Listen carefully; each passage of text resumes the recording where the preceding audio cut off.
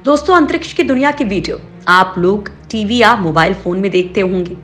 अंतरिक्ष यान से जाना, उड़ते हुए चलना, सब कुछ कितना अलग और अनोखा होता है। लेकिन वैज्ञानिकों का पृथ्वी से सैकड़ों मील दूर जाना, अंतरिक्ष के वातावरण में खुद को ले जाना इतना आसान नहीं होता। अंतरिक्ष हमेशा से इंसानों के लिए रहस्यों का खजाना रहा है। वैज्ञानिक जितनी बार उसकी परत खोलते हैं, उसका रहस्य और भी गहराता चला जाता है। आश्चर्य से भरे इस अंतरिक्ष से जुड़ी ऐसी बहुत सारी बातें हैं जो बहुत कम ही लोगों को पता होंगी। हमारे पास अनंत अंतरिक्ष के बारे में जानने के काफी सीमित साधन और तरीके हैं। एक तो हमारी पृथ्वी पर मौजूद विभिन्न टेलीस्कोप और दूसरे वो अंतरिक्ष यान जो हमने अंतरिक्ष में भेजे हैं। यानी हमारी अंतरिक्ष के बारे में, खास तौर पर हमारे सौर मंडल के बाहर के बारे में जानकारी हमें इन अंतरिक्ष यानों से ही हुई है।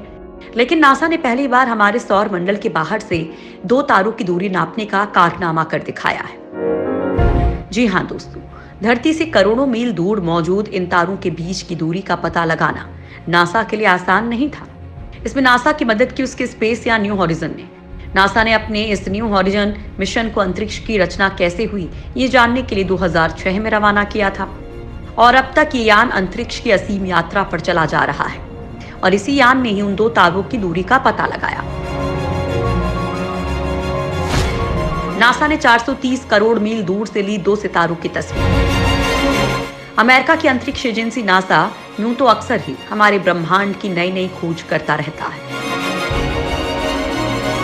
लेकिन इस बार उसने कुछ ऐसा कारनामा किया है जिससे दुनिया हैरान है। दरअसल नासा ने धरती से 430 करोड़ मील दूर सौर मंडल में मौजूद 2 तारों की तस्वीर ली है।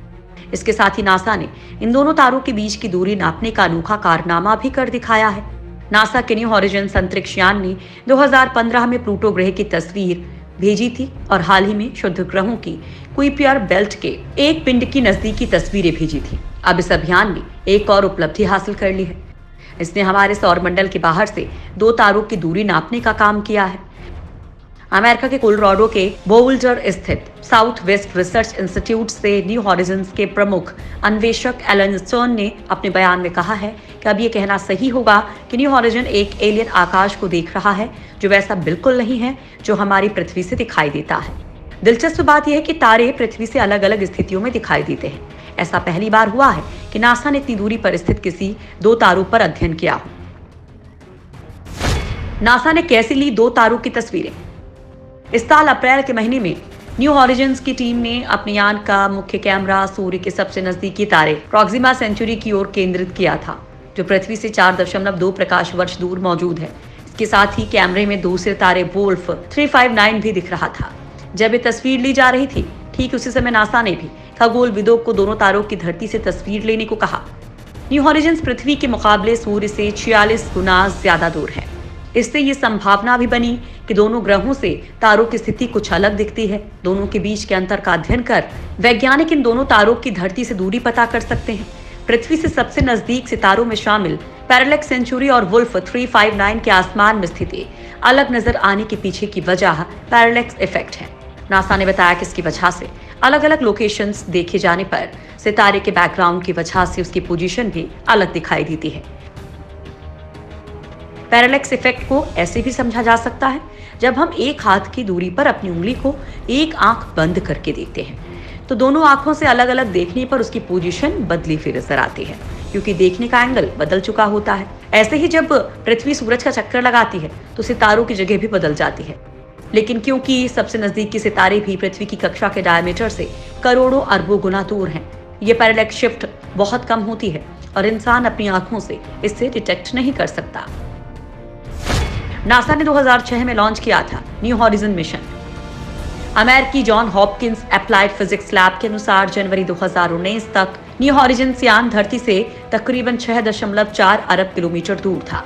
1 साल 5 महीने गुजर जाने के बाद ये यान और कई करोड़ किलोमीटर से और ज्यादा दूरी तय कर चुका होगा। वैज्ञानिकों का मानना है कि अंतरिक्ष के 8 मुख्य ग्रहों के आगे के विराट और बेहद ठंडे क्षेत्र में ये राज छिपा है कि 4.5 अरब साल पहले हमारा सौर परिवार कैसे अस्तित्व में आया था, कैसे सूर्य और अन्य ऑब्जेक्ट अस्तित्व में आए। इसी का पता लगाने के लिए नासा के अंतरिक्ष मिशन में वैज्ञानिकों ने स्पेस में सबसे दूर मौजूद ऑब्जेक्ट अल्टीमा थुले तक पहुंचने का लक्ष्य बनाया था। वहां पहुंचने के बाद अंतरिक्ष यान 19 से 35 किलोमीटर लंबे क्षेत्र की पड़ताल करेगा। दरअसल न्यू हॉरिजन्स स्पेसक्राफ्ट ने जब अल्टीमा थुले का पहला वीडियो धरती पर भेजा था तो इसे आने में 10 घंटे से ज्यादा का समय लगा था। इससे आप इसकी दूरी का अंदाजा लगा सकते हैं। बताया गया कि इतनी दूरी पर स्थित अंतरिक्ष यान तक सिग्नल पहुंचने में 6 घंटे से ज्यादा का वक्त लग रहा था। इसके बाद सिग्नल की प्रतिक्रिया आने में भी 6 घंटे से ज्यादा का वक्त लगता था। ऐसे में स्पेसक्राफ्ट से पहली वीडियो आने में 10 घंटे से ज्यादा का वक्त लग गया था। नासा का यह अंतरिक्ष यान इस बात की जानकारी जुटा रहा है कि धरती के वायुमंडल का निर्माण कैसे हुआ था। दोस्तों, आप लोगों को जानकर हैरानी होगी कि नासा के न्यू हॉरिजन्स यान को अंतरिक्ष की ज्ञात सीमाओं से बाहर ले जाने के लिए नेविगेशन की कमान भारतीय मूल के श्याम भास्करन संभाल रहे हैं, जो काफी समय से इस प्रोजेक्ट पर काम कर रहे हैं।